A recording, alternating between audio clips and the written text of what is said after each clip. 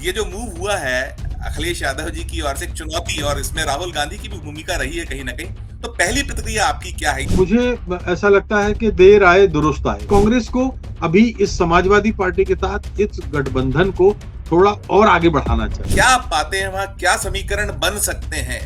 क्योंकि ये जो एक साहसिक फैसला दिख रहा है अखिलेश यादव जी। ये लेकिन तब की खजुराहो की संसदीय सीट और आज की खजुराहो की संसदीय सीट डिफरेंट है। तो तस्वीर तो बदली जाने की संभावनाएं तो बनी रही, संभावनाओं पर देखिए, आधारित है पूरी राजनीति का। संभाव जी।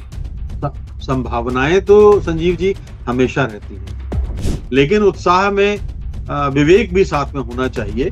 वो उनका कूटनीतिक प्रशिक्षण वो कहां से ले रहे हैं, ये भी देखने की बात है। मुझे लगता है कि शायद सीख नहीं ले पा रही है कांग्रेस कहीं कुछ। देखिए, कमलनाथ जी की वो छवि नहीं रही जो चुनाव से पहले, विधानसभा चुनाव से पहले टिकट वितरण में थी। नमस्कार, मैं हूं संजीव श्रीवास्तव। आप देख रहे हैं 4 PM news network. India alliance में जो कुछ कठिनाइयां थी धीरे धीरे अब दूर हो चली हैं। और खासकर इंडिया अलायंस के दो बड़े दल, समाजवादी पार्टी और कांग्रेस, और आप और कांग्रेस, दो जगहों पर गठबंधन सीटों को लेकर खासकर जो तालमेल था या सीटों को लेकर जो बंटवारा था वो पूरा हो गया है। उत्तर प्रदेश में 17 सीटें समाजवादी पार्टी ने कांग्रेस के लिए छोड़ने की पेशकश कर दी है और लगभग बात बन गई। और एक खास बात यह रही है कि मध्य प्रदेश विधानसभा चुनाव के दौरान मध्य प्रदेश कांग्रेस कमेटी के अध्यक्ष और मुख्यमंत्री पद के प्रत्याशी रहे कमलनाथ से जो कुछ एक भूल हुई थी उसे भी कुछ सुधार करती कांग्रेस नजर आ रही है।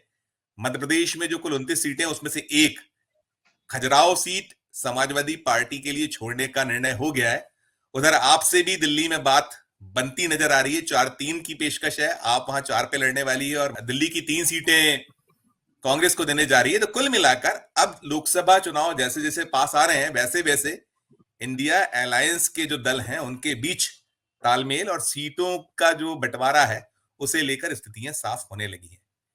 मध्य प्रदेश में जो एक सीट छोड़ने का फैसला हुआ है कांग्रेस द्वारा, समाजवादी पार्टी को देने का जो निर्णय या पेशकश हो गई है उसे लेकर बीजेपी, जो मध्य प्रदेश की जो बीजेपी है, यहाँ का जो इकाई है, वो थोड़ी सी कुछ खुश भी है और कुछ चकित भी है। चकित इस मान से है कि जो समाजवादी पार्टी के राष्ट्रीय अध्यक्ष और उत्तर प्रदेश के पूर्व मुख्यमंत्री हैं अखिलेश यादव ने एक ऐसी चुनौती स्वीकार की है। मध्य प्रदेश में कम से कम जो खजुराहो सीट है वो सीट कठिन सीटों में शुमार होती रही है, लंबे अरसे से वो बीजेपी के पास है। तो कुल मिलाकर क्या कुछ दृश्य बनने की संभावना है? बीजेपी की खुशफहमी कितनी, ये जब चुनाव के नतीजे आएंगे उसमें तब्दील होगी या क्या होगा वो तो बात की बातें हैं। लेकिन फिलहाल जो एक मूव हुआ है इस मूव को लेकर हम बात करेंगे। हमारे साथ एक बहुत खास मेहमान जुड़ गए हैं, श्री राजेश बादल जी। आपका 4.5 दशक का दीर्घ अनुभव है, आपने बहुत सारे चुनाव कवर किए हुए हैं और खासकर जिस बुंदेलखंड का जो इलाका है मध्य प्रदेश और यूपी को जोड़ने वाले, उसको लेकर जो हुआ है हम वहीं से शुरू करेंगे। राजेश जी, आपका बहुत बहुत स्वागत है हमारे इस खास कार्यक्रम में। कैसे जी, देखिएगा धन्यवाद संजीव। ये जो मूव हुआ है अखिलेश यादव जी की ओर से, एक चुनौती और इसमें राहुल गांधी की भी भूमिका रही है कहीं ना कहीं। तो पहली प्रतिक्रिया आपकी क्या है? ये ठीक है ये जो हुआ है मध्य प्रदेश में? देखिए, मुझे ऐसा लगता है कि देर आए दुरुस्त आए। मध्य प्रदेश विधानसभा के चुनाव में भी ये काम हो सकता था। आपने कहा कमलनाथ जी से चूक हुई। मैं इसको चूक नहीं मानता या भूल नहीं मानता। मुझे लगता है कि अगर ये मालूम था, हम सब लोग अपनी चर्चाओं में बात करते थे कि एक दौर था जब मध्य प्रदेश में समाजवादी विधायकों की संख्या बड़ी तादाद में होती थी। 3-4%, 5% तक उनका वोट प्रतिशत रहा है। तो अगर ऐसी स्थिति में एक 10 से लेकर के 20-25 सीटों पर उनका प्रभाव रहता है, तो ऐसी सूरत में आप अखिलेश वखिलेश क्या होता है, कौन है अखिलेश वखिलेश, इस तरह का डायलॉग अगर मारें तो ये समझ में आता है कि इसका मतलब आपको जमीनी हकीकत का अंदाजा नहीं है। चलिए, समाजवादी पार्टी छोड़ दीजिए, बहुजन समाज पार्टी मायावती से कमलनाथ जी के बड़े अच्छे संबंध हैं। और मुझे याद है कि बीच में एक दौर ऐसा भी आया था कि जब हाईकमान के कहने पर मायावती से कुछ सीधे संवाद किया था और उसमें कमलनाथ की बड़ी भूमिका थी। तो मायावती खुद चाहती थी कि मध्य प्रदेश के कुछ चुनाव में कांग्रेस के साथ उसका गठबंधन हो, नहीं हुआ। गोंडवाना गणतंत्र पार्टी चाहती थी कि कांग्रेस के साथ गठबंधन हो, नहीं हुआ। एक नारायण त्रिपाठी अपने कुछ उम्मीदवारों को लेके, ठीक है, ये मैं ये कह रहा हूं कि भले ही 0.5% वोट किसी को मिले, किसी को 1% वोट मिला, किसी को 1.5% वोट मिला, किसी को 2% वोट मिला, आम आदमी पार्टी जिस तरह से उतर रही थी, तो ऐसी सूरत में मध्य प्रदेश में कांग्रेस के लिए बहुत ही चुनौती बढ़ गई थी, क्योंकि पिछले चुनाव में आधा फीसदी वोटों का तो अंतर था संजीव जी, जी अगर जी आपको जी याद हो तो। जी तो जी जब जी आधा फीसदी वोटों का अंतर हो, तो आपके लिए तो एक एक फीसदी वोट मायने रखते थे। तो आपने समाजवादी पार्टी से कोई समझौता नहीं किया, आपने बाकी अन्य पार्टियों से समझौता नहीं किया, तो वो चूक नहीं मुझे लगती, वो तो एक, क्या कहें, उसको तो अब आने वाला अब तो वक्त ही अब तो अब स्टैब्लिश तो उनकी करेगा। अब तो उनकी निष्ठाएं भी संदेह के दायरे में है, तो उसको जोड़ा जा सकता है, ऐसा माना जा भाई सकता है। आला कमान भी तो देखता है। जब जी मीडिया देख रहा था, हम लोग देख रहे थे कि ऐसी गलतियां क्या हो रही हैं। अब एक डिप्टी कलेक्टर जिसको शिवराज सिंह चौहान, जिसका इस्तीफा मंजूर नहीं कर रहे थे, वो लड़की बेचारी कांग्रेस से टिकट मांग रही थी, आपने उसको वादा किया और वो उसके आने से कम 2-3 सीटें, 4 सीटें पक्की हो जाती, आपने इन वक्त पे टिकट ही नहीं दिया। तो क्या मतलब क्या था? इसका मतलब कुछ ऐसा था जो पर्दे के पीछे से चुनाव के पहले से ही पक रहा था।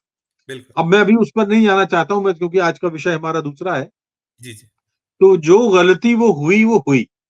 लेकिन अब लोकसभा चुनाव के मद्देनजर आ, बहुत बड़ा फैसला है ये कि 17 सीटें उत्तर प्रदेश में कांग्रेस को समाजवादी पार्टी दे रही है, और ये बहुत अच्छी बात है। मुझे लगता है कि उसमें ये कांग्रेस के साथ ये एक सम्मानजनक स्कोर है, चल जाएगा। और मध्य प्रदेश में भी ये समझौता काम करेगा। और इसलिए कि देखिए, देश के सारे राज्यों में उत्तर प्रदेश की अपनी एक खास स्थिति है।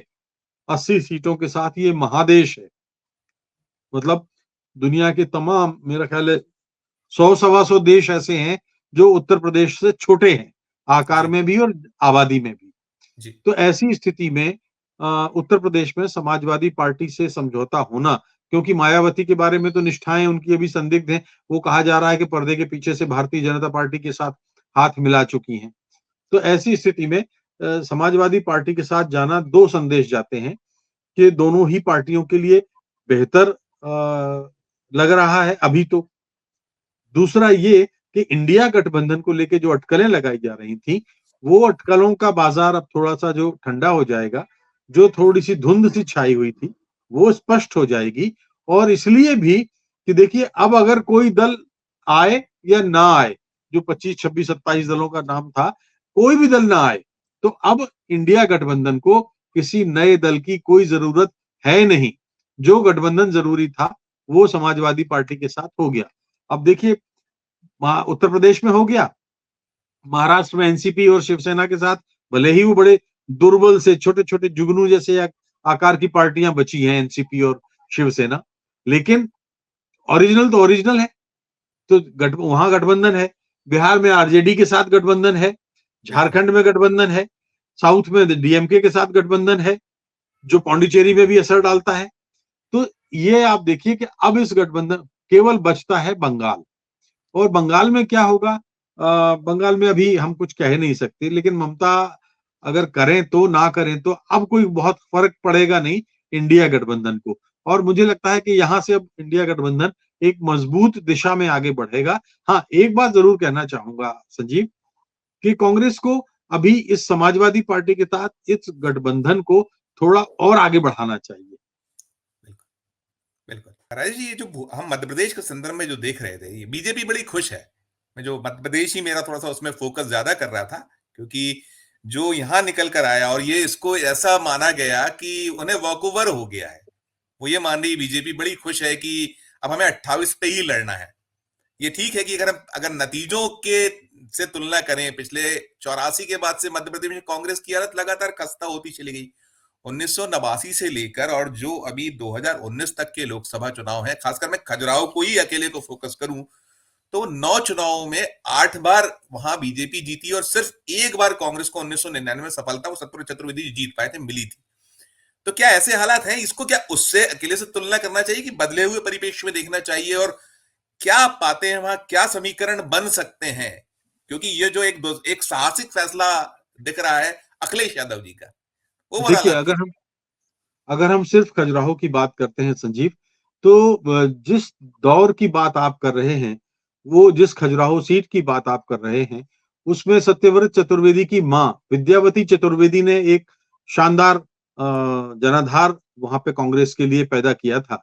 जी जी। सत्यव्रत चतुर्वेदी वो इसलिए कि काम आप नहीं वहीं कर, से आते हैं, आप वहीं से आते हैं, इसलिए मैंने कहा आपके पास इसलिए बहुत मैं ज्यादा बता रहा हूँ संपर्क है। जी कि लेकिन तब की खजुराहो की संसदीय सीट और आज की खजुराहो की संसदीय सीट डिफरेंट है।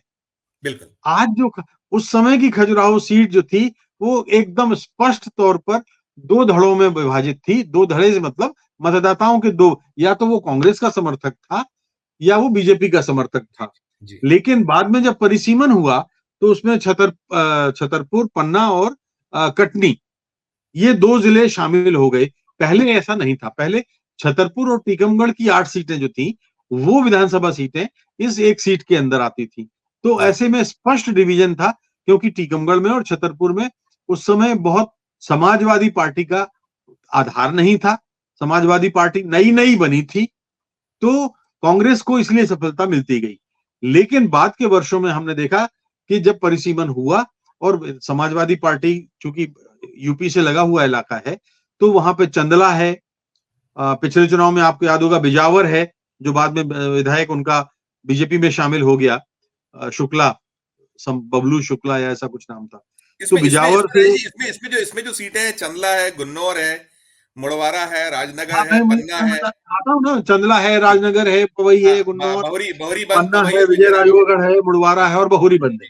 जी जी ये जी 8 जी है। मैं उसी पे आ रहा हूं कि जी समाजवादी पार्टी जब ये परिसीमन हो गया, तब जी तक समाजवादी पार्टी ने इस बॉर्डर एरिया में अपने आप को मजबूत कर लिया। जी आज भी आप देखिए, चंदला में समाजवादी पार्टी मजबूत है। जी।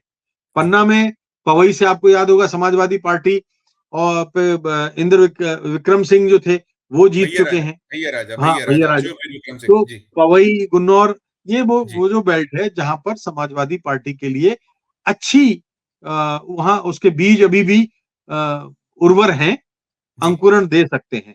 लेकिन जी कांग्रेस के लिए ये खजुराहो सीट अभी भी टफ है। पिछले चुनाव में 8 सीटों पर, 8 विधानसभाओं सीट पे कांग्रेस हारी थी।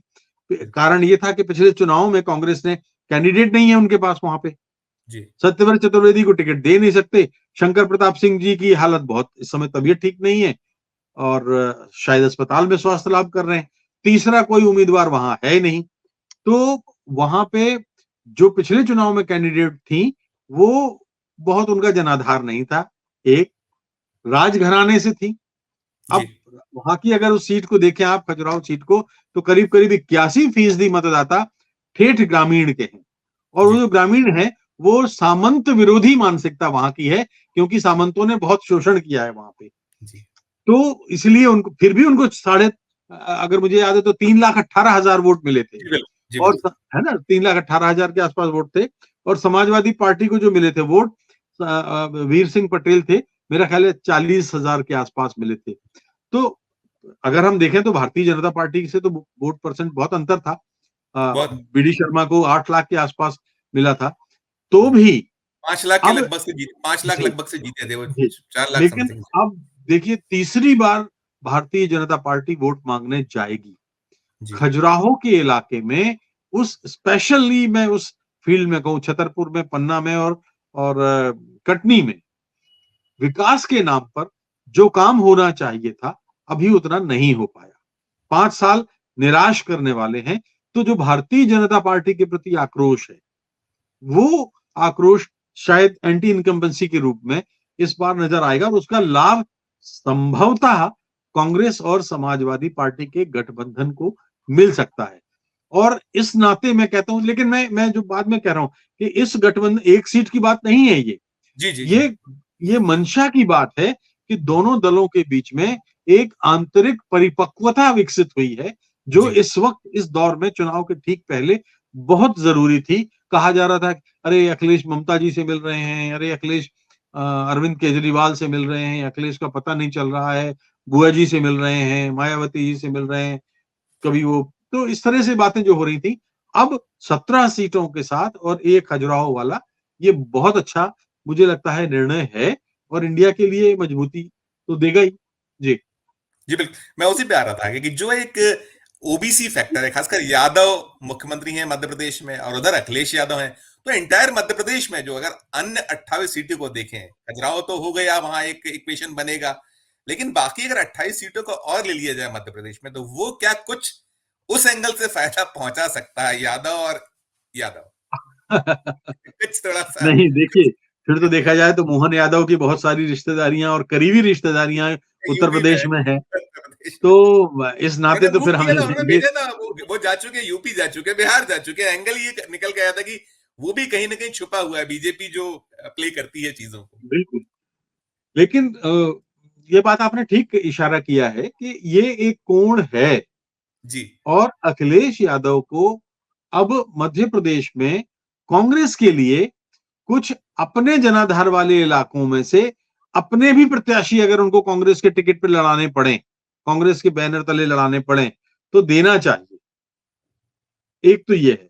दूसरा, अखिलेश यादव और पार्टी के प्रदेश नेतृत्व को अब ये तय करना चाहिए, जीतू पटवारी की बात कर रहा हूं, कि जीतू पटवारी और अखिलेश यादव का की जो पार्टी है, वो भी ओबीसी से ही आते हैं, ओबीसी से ही आते पिछले, हैं वो। हाँ, जी अभी अब मैं ये बात कह रहा हूं कि अब इन दोनों पार्टियों को आपस में दूध और पानी की तरह रहना है। जैसे जी दूध में पानी या पानी में दूध मिल जाता है। अभी तक ये हो रहा था और पिछले विधानसभा चुनाव में वो तेल और पानी का संगम था, जो संगम ही नहीं था। जी जी तो तेल पानी का ना होके दूध और पानी का है, अगर होता है तो मुझे लगता है कि ये एक बेहतर गठबंधन होगा, क्योंकि देखिए भिंड है, मुरैना है, ग्वालियर है, दतिया है, और दोनों टीकमगढ़ चीजें, है। यूपी यूपी से लगा जितना हाँ, बेल्ट है वो बिल्कुल। वहां। पन्ना सतना है, रीवा है।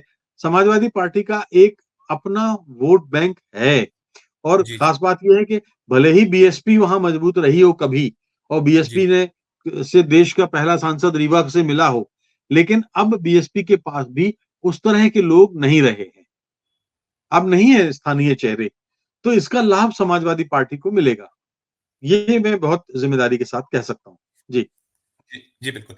अच्छा, बाकी अगर हम और देखें, जो कांग्रेस मध्य प्रदेश में मूव कर रही है, जो प्ले हो रहा है उसकी ओर से, कैसे देखते हैं? यहाँ अभी बीजेपी ने तो 29-0 के लिए एक मुहिम छेड़ रखी है, संकल्प जतला रखा है। वो आपका आकलन क्या कहता है? कहाँ है ये जो जितना नेतृत्व में परिवर्तन, यूथ पूरी ब्रिगेड उतरी हुई है? अभी हम कल ही सुन रहे थे जीतू पटवारी, जिनका प्रदेश अध्यक्ष है मध्य प्रदेश कांग्रेस के, कह रहे थे कि हम कुछ जो चीजें पहले की जो हमारी गलतियां रही उसको हम सुधारेंगे। अभी आप देखते हैं ये जो जो 29 जून या 28-1 था 2019 में, या हम और नेपथ्य में जाए 2014 27-2 था, क्या गुंजाइश आप देखते हैं? आखिर में आप, मैं जानना चाहूंगा। संजीव, मुझे ऐसा लगता है कि although it's too early to say, अभी जी बहुत जल्दबाजी होगी, अधिसूचना जारी नहीं हुई है, लेकिन कहीं सुनने में आया है, मैं कहीं पढ़ रहा था कि कांग्रेस ने 26 प्रत्याशी तय कर लिए हैं। मुझे ये कहने में कोई हिचक नहीं है कि जैसे परिणाम विधानसभा में आए थे, वो परिणाम हम पत्रकारों ने उस तरह से तो नहीं हमने विश्लेषण किया था। नहीं नहीं। और शायद हमारा मतलब, मैं 48 साल मुझे हो गए और सचमुच में शायद मैं नहीं पढ़ पाया, मुझे कहने में कोई झिझक नहीं है। नहीं, हम जो और ग्राउंड में देख रहे थे रैश भाई, हम ग्राउंड में देख ग्राउंड रहे में थे उसमें, बिल्कुल ग्राउंड में जो और हमें दिखा है। मैदान में दिख रहा था, जी लेकिन उसका एक कारण हमारी अज्ञानता या हमारी अयोग्यता नहीं है, या आपकी अज्ञानता या आपकी अयोग्यता नहीं है। वो कारण ये था कि 3 महीने पहले कांग्रेस कर्नाटक की तरह यहां जीत रही थी, जी लेकिन बाद के 1.5-2 महीने में और चुनाव के ठीक 20 दिन 25 दिन पहले बीजेपी ने अपने आप को बहुत तेज गति से ऊपर प्रचार के नजरिए से लाए और कांग्रेस ने अपने आप को बहुत गिराया। मतलब गिराने से मेरे कई कारण हैं। कैंडिडेट्स का चुनाव ठीक नहीं था, कई कैंडिडेट्स को पैसा लेकर के टिकट दिए गए, ऐसी शिकायतें मिली। बड़े शिखर नेताओं मैं कई ऐसे नेता थे जो बड़े टॉप लीडर्स की बात कर रहा हूं मैं, कि 8-8 दिन घर से नहीं निकले, रूठ के बैठ गए। तो ऐसे जब प्रचार अभियान चलेगा किसी पार्टी का, तो हमें जो जो कर्नाटक वाली स्थितियां थी, वो धीरे धीरे कमजोर होती गई। भाई आखिरी ओवर में आपकी बैटिंग बहुत काम आती है। बिल्कुल। आप भले ही ठीक करते रहें, लेकिन लास्ट ओवर में अगर आपके पास चेज करने लायक रन हैं, तब तो आप जीत जाते हैं। लेकिन और कांग्रेस के साथ था ऐसा कि लास्ट ओवर में वो चेज कर सकते थे, नहीं कर पाए। और जो आरोप लगते रहे हैं कांग्रेस के स्थानीय नेतृत्व पे, मुझे लगता है कि उसमें दम तो होगी कुछ ना कुछ। बात होती है तो होती है कोई बात, वरना बेबात तो कोई बात नहीं होती। बिल्कुल। और वो बात इसलिए कि देखिए, अभी जो कमलनाथ जी ने किया, शिकायत वो भी थी कि सारी पैसा नहीं पहुंचा, नहीं पहुंच पाया, जो उनको प्रत्याप जो शिकायतों की बात आपने की, उसमें बहुत सारे कारक जुड़े हुए थे। बाकी तो थे ही थे जो इफ एंड बट थे, आपने कहा ही कहा, आपने उस पर रोशनी डाली ही डाली। लेकिन ये भी था कि जो मिलना था, वो होना था, जो साथ था, फिर इनका कहीं बीच में बैठ जाना, अलग हो जाना, बहुत सारे ऐसे निकल वही निकल तो कर मैं कह रहा हूँ। आप जी बताइए, 30 चैनल के कैमरे लगे हुए हैं, है ना? और 2 शिखर नेताओं के हाथ में माइक है। दोनों बुजुर्ग हैं, 40-40, 50-50 साल से पार्टी में हैं, और बच्चों की तरह आप लड़ रहे हैं। क्या सोचते हैं कि 1960 का मतदाता है अब? अब माइक पर जो बोलते हैं उसका अर्थ समझ में नहीं आता। क्या वजह थी कि यशोधरा राजे के छोड़ने के बाद कांग्रेस को वो सीट मिल रही थी? करेरा की भी हार गए, उधर की भी। करेरा वाले सिंह को, केपी केपी सिंह है मेरा ख्याल, ठीक नाम है ना? जी जी। उनको शिवपुरी लाने की क्या जरूरत थी? वो जो डिप्टी कलेक्टर, पिछौर से उनको पिछौर से लाया गया था। हाँ, क्यों श्रीनिवास तिवारी के बेटे को टिकट नहीं दिया आपने? जी क्यों नारायण दत्त त्रिपाठी को आप नहीं लाए? कांग्रेस का वोट बैंक मजबूत होता। जी क्यों आपने गोंडवाना गणतंत्र पार्टी से समझौता नहीं किया? क्यों आपने उस डिप्टी कलेक्टर निशा बांगरे को सब टिकट दिया? बहुत सारे ऐसी गलतियां थी जो गलतियां नहीं थी मेरी नजर में, जानबूझ के की गई कुछ कुछ शरारत की गंध मुझे आती है इसमें तो। जी। जी। नहीं, मैं वही पूछ रहा था, मैंने आपसे सीटों का प्रिडिक्शन नहीं चाह रहा था, लेकिन गुंजाइश तो अभी है ही ना। हर बार हम कहते हैं कि यदि आप प्रयास कीजिएगा, तो संभावनाएं, आप जो यहाँ मध्य प्रदेश में जो बीजेपी लेकर चल रही है, वो उसको कहीं ना कहीं मतलब एक कहिए कि ऐसे प्रयास, जो ठोस प्रयास या जो बहुत गंभीरता के साथ में कोशिशें हों, तो तस्वीर तो बदली जाने की संभावनाएं तो बनी रही। संभावनाओं देखिए, पर आधारित है पूरी राजनीति का। संभाव जी संभावनाएं तो संजीव जी हमेशा रहती हैं। जी और संभावनाओं, आप जो है अपनी कमजोरियों को अवसर में बदल दें तभी तो। क्या भारतीय जनता पार्टी ये नहीं देख रही थी 2-3 महीने पहले तक कि उसकी स्थिति कर्नाटक जैसी हो रही है, और कांग्रेस कर्नाटक जैसी कामयाबी ले रही है? क्या भारतीय जनता पार्टी ये नहीं देख रही थी कि कांग्रेस की सरकार पिछली बार बन गई थी, और उन्होंने ज्योतिरादित्य सिंधिया को नहीं तोड़ते तो वो सरकार चल रही होती? जी क्या कांग्रेस ये बीजेपी ये नहीं देख जानती थी कि अगर उसने आखिरी मोमेंट पे, आखिरी ओवर में छक्के नहीं लगाए तो वो हार जाएगी? तो संभावनाओं को उसने विजय में बदला ना। जी मैं जो बात आखिरी ओवर की कह रहा हूं, तो जी संभावनाएं तो कांग्रेस के लिए भी हैं। कांग्रेस, जी लेकिन अब सवाल ये है कि नया खून लाए हैं नेतृत्व में। जीतू पटवारी, उमंग, दोनों ही उत्साही हैं, अ, नौजवान पीढ़ी का प्रतिनिधित्व करते हैं, लेकिन उत्साह में विवेक भी साथ में होना चाहिए। वो उनकी उनका कूटनीतिक प्रशिक्षण वो कहाँ से ले रहे हैं, ये भी देखने की बात है। उनका वो राजनीतिक ट्रेनिंग कहाँ से हो रही है, कैसे वो टिकट दिलाएंगे? और मुझे लगता है कि कमलनाथ के होते शायद आलाकमान भी बहुत निश्चिंत सा था, या उनके ऊपर सब कुछ छोड़ दिया था। अब अगर कांग्रेस हारती है, तो ये कहा जाएगा कि कांग्रेस कमलनाथ की गलती नहीं थी, कांग्रेस आलाकमान की भी जिम्मेदारी थी उसमें। तो इसलिए कांग्रेस आलाकमान भी इस बार बहुत सेंसिटिव और बहुत जिम्मेदार रहेगा, ऐसा मुझे लगता है। बिल्कुल। मैं एक सवाल और करूंगा, वो अंतिम होगा। मैं इसलिए क्योंकि आपने बात सारी की कमलनाथ के बारे में। अभी जो कुछ हुआ पिछला सप्ताह जो निकला मध्य प्रदेश में, कमलनाथ को लेकर जिस तरह की खबरें आई, भले ही अभी वो उस पे एक विराम है, मुझे लगता है अल्प विराम है, विराम पूरी तरह से नहीं है, पूर्ण विराम नहीं लगता है। ये कितना नुकसान पहुंचाएगा? देखिए, आपने जो बात की कि वो 30-40 कैमरों के सामने बच्चों की तरह आपस में एक दूसरे को वो दोषी ठहराना, अभी जो कुछ हो गया है, ये कितना घातक हो सकता है। और अभी मुझे लगता है कि शायद सीख नहीं ले पा रही है कांग्रेस कहीं कुछ ऐसा। क्या आप उसमें आपका नहीं, अपना क्या अब टिप्पणी, अंतिम टिप्पणी?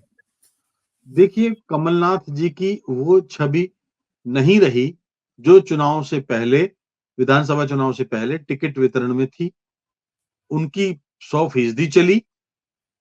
अब वो स्थिति उनकी नहीं है और इस बात को उनको स्वीकार कर लेना चाहिए संजीव जी कि वो अब 80 के होने जा रहे हैं। हर दम होत ना एक समाना, सारे दिन एक जैसे नहीं होते।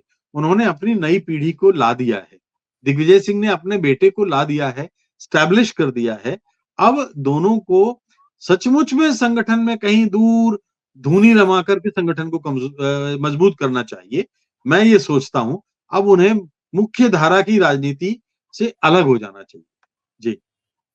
रजत भाई, बहुत बहुत धन्यवाद, आपने हमारे लिए समय निकाला। एक हमारे दर्शकों को आपने मध्य प्रदेश की जो तस्वीर संभावित है, जो बन सकती है, और ये जो मूव हुआ है ये कितना अच्छा है, ये बताया। इसके लिए बहुत बहुत शुक्रिया, बहुत बहुत आभार। जी, धन्यवाद संजीव जी। तो ये थे राजेश बादल जी, जो बतला रहे थे कि मध्य प्रदेश में गुंजाइश बनी हुई है, वो अभी खत्म नहीं हुई है। भले ही 2023 के विधानसभा चुनावों में जो कुछ हुआ उसे भूलकर यदि अभी भी जो स्लॉक्स ओवर में जो प्ले करना है, जो जिस तरीके से एक बैटिंग करना है, यदि उस तरफ कांग्रेस बढ़ती है तो निश्चित तौर पर जो बीजेपी मध्य प्रदेश में एक संकल्प जतलाकर चल रही है, उसमें कहीं रोड़ा बना जा सकता है और सफलता पाई जा सकती है। और दूसरी चीज ये भी कि जो समाजवादी पार्टी के राष्ट्रीय अध्यक्ष, उत्तर प्रदेश के पूर्व मुख्यमंत्री अखिलेश यादव ने जो मूव किया है, वो भी कहीं ना कहीं ना केवल खजुराहो बल्कि पूरे मध्य प्रदेश में कांग्रेस के लिए भी ऊर्जा बन सकता है। इस वीडियो में अभी इतना ही। हम फिर किसी नए विषय, नए वीडियो के साथ आपके समक्ष उपस्थित होंगे। हमारा ये मध्य प्रदेश का चैनल नया है, हम इसे लेकर बार बार आपसे आग्रह करते हैं, इसे लाइक कीजिए, इसे सब्सक्राइब कीजिए, और ज्वाइन का बटन नहीं दबाया तो ज्वाइन का बटन जरूर दबाइए। और साथ साथ हमारा ये वीडियो कैसा लगा ये भी जरूर बताइए। हमारे वीडियो के कमेंट बॉक्स में जाकर इस वीडियो को लेकर कमेंट कीजिए, और इस वीडियो को अधिक से लोगों को शेयर कीजिए, और देखते रहिए 4 PM न्यूज नेटवर्क। धन्यवाद, नमस्कार।